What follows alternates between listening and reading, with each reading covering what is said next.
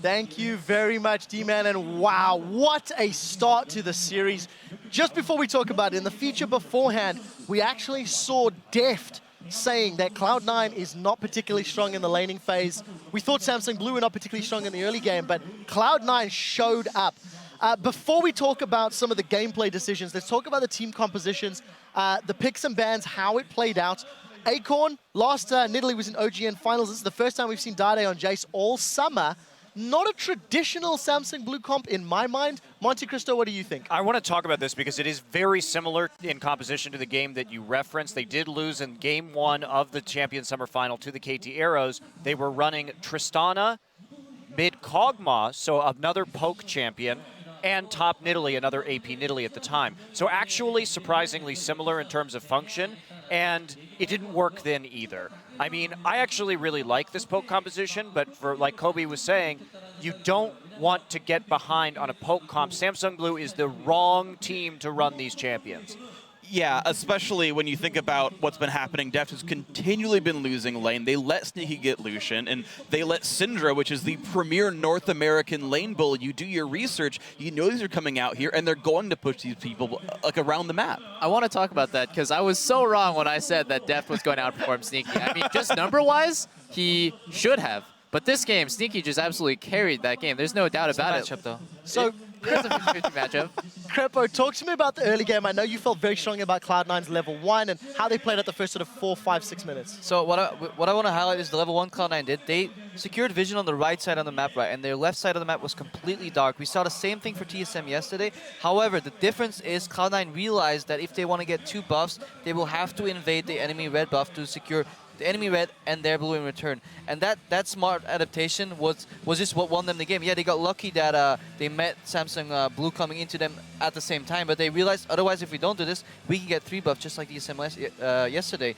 And at the same time, Balls, because of that, went late to lane, but he showed up, he duked it out with Nidalee, and just one moment I want to highlight, at one point, any other player would have dodged a spear and possibly had to flash into his tower. No, Balls, he steps into his minion wave, starts trading with Nidalee, tells him like, yeah, you can't hit your spear, there's minions in the waves. This forced Acorn to like jump into the minion wave, then realized he would lose that trade and flash out. So Balls took a losing trade, stepped into his minion wave, won that trade so hard, Acorn didn't realize it because he went into the minion wave, took so much damage, and burned his flash for it. And then after that, Jungler showed up and wasted even more time. Balls was so solid in the top lane this game. Yeah, you mentioned him showing up late to lane. Balls showed up to lane with 5 health potions and a ward. What I love was at level 1, he wards his own Tri-Brush, knowing that Spirit owns that side of the jungle. He knows his own red buff will get taken, at least will be level 3 right behind him, and that ward's already there on time, saves his trinket for level 1 later. And again, yes, takes losing trades at level 1, because the dude's got 5 health potions. He's going to win the long run, and did so. So let's look at Cloud9 individually. I think every single member stepped up this game. I saw very little mechanical misplays really from their members. Let's pull up the first replay that we've got. It's a 1-for-1 in the mid lane. I'm going to throw this one to Double just to talk me through it. But one thing I want to highlight is in the early game, Heart was really the only member of Samsung Blue securing those picks and kills. Roll the clip out and talk me through this, Double. Yeah, he was also the person who was dying the most, but this is just a pretty good hook. Hai should not have been in this position because he knows that his team has Dragon Control, so he shouldn't be here. And Samsung Blue is making a desperate play, but Sneaky makes it actually a 1-for-1 when it shouldn't be. Samsung Blue should have definitely tanked the culling right there, but definitely Hai's mistake. They should have trade killed. They should have gotten a dragon for free and potentially gotten kills for free. Samsung Blue was making a kind of a desperate play in the right side mid. All right, we do have a lot of content to cover, so I'm going to speed this along to our second replay. Let's pull it right up on your screen. Cloud9, they asserted dominance. They completely gained map control, and this is around 17 or so minutes into the game. Roll this clip out, and it's going to lead to a Cloud9 ace, but guys on the desk, talk me through what Cloud9 is doing. It's really smart here. Well, I mean, it's just that deep pressure right there. They called the rotation coming into the bottom lane because they're confident that they already have that pressure onto the turret. And now Ball just coming in immediately from behind. Deft gets slammed right there by the Syndra ult. I'm not sure why Samsung Blue is staying already. Dada got caught. They know they're getting collapsed on 5v4. At that moment, you leave, and they stayed. Cloud9 just did the right thing by splitting them up. As a poke comp, if you get flanked once, you're going to lose that fight regardless. All-ins they work later in the game, but they're very tricky to pull off on Cloud9 side. But flanking them, division control, breaking open the lanes into 2, Blue's composition wasn't good enough to defend all lanes at once, and I think C9 exploited that really hard. You have to wonder what Deft was doing there. That was some sweet like double of positioning, because he just like randomly walked up, got center stun, and instantly died before anything happened. So the middle game slowed down a little bit. I think obviously Cloud9 got so much of a lead, it became insurmountably more difficult to continue that sort of role. We do have one more replay that was the final nail in the coffin.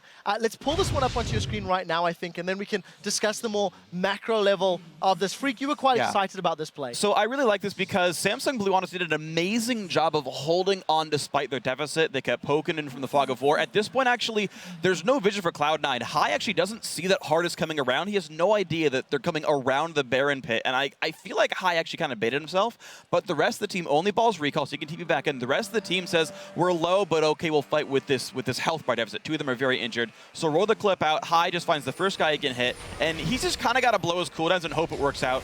Good dodge on the hook, but he's just kind of trade 1-for-1 with a good Zhonya's. The team shows up, though, and Sneaky is gigantic at this point, which makes the fight a lot easier. And you're just going to see Samsung Blue try to kite out, but at this point, the Rise TP is coming in on the flank. Spirit can't do enough damage. Again, all of this at this point is gold lead. But what I want you guys to look for is how low the health bars actually get on Cloud9 by the end of this point, which is how darn good Samsung Blue is that they almost win the fight with this deficit. Now, right here, Acorn doesn't see Sneaky, and he face checks into him. The other three members are in ward vision, and so Acorn actually, big misplay here to die. He could have poked out the Baron. Sneaky made a good play to catch him, of course, but that was actually an individual misplay by Acorn.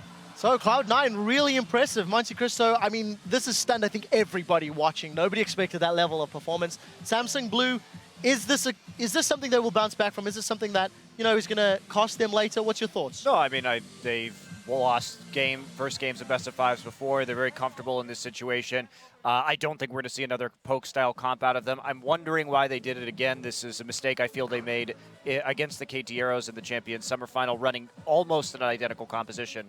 And it's questionable. I'd like to see Deft kind of get back on some more of those skill shot AD carries. Double lift? Next game, I'm definitely looking for Samsung Blue to try to exploit any weakness they see in Cloud9. Honestly, there are very few. Top lane, Ball's playing amazing. Meteos playing amazing. Bottom lane, just absolutely crush Samsung Blue's bottom lane. The only problem I can tell is Hai's positioning. Sometimes he'll get hooked and die, and he'll put himself in dangerous positions. So Samsung Blue just needs to capitalize on that. Blue will be purple this time, so I don't see them ban out one jungler and pick up the Kha'Zix, because they should have prioritized Kha'Zix over the Thresh, as we talked about it on the desk off screen here earlier. And then, yeah, just no poke comp. I don't want to go for that again. And then, as well, there was one more point, but I'm kind of forgetting it, so I'll get that point later again. Well, let's go to final thoughts from Freak before we move on. Yeah, I actually think it's largely a champ select misplay. Samsung Blue largely played pretty well within the constraints of their team composition. Losing match at bottom lane, prioritizing Thresh when Morgana's not only Lemon's best champion, but a counter pick here. Get off the bad early game AD carries, or just freaking lane swap it like they're prone to do in the first place. Get out of laning phase, and Samsung Blue can play Samsung Blue. Actually, that's interesting. Probably the first time we've seen Cloud9 lane swap all game. All right, final thoughts. Yeah, the point was, watch out for Lucian. Don't give Sneaky Lucian, and if you give it to him, as exactly what Freak said, lane swap away from him. All right, we do need to move on, guys, and take a short break when the explosive action will continue in the next game between Cloud9 and Samsung Blue. That happens in 3.5. You guys don't want to miss it.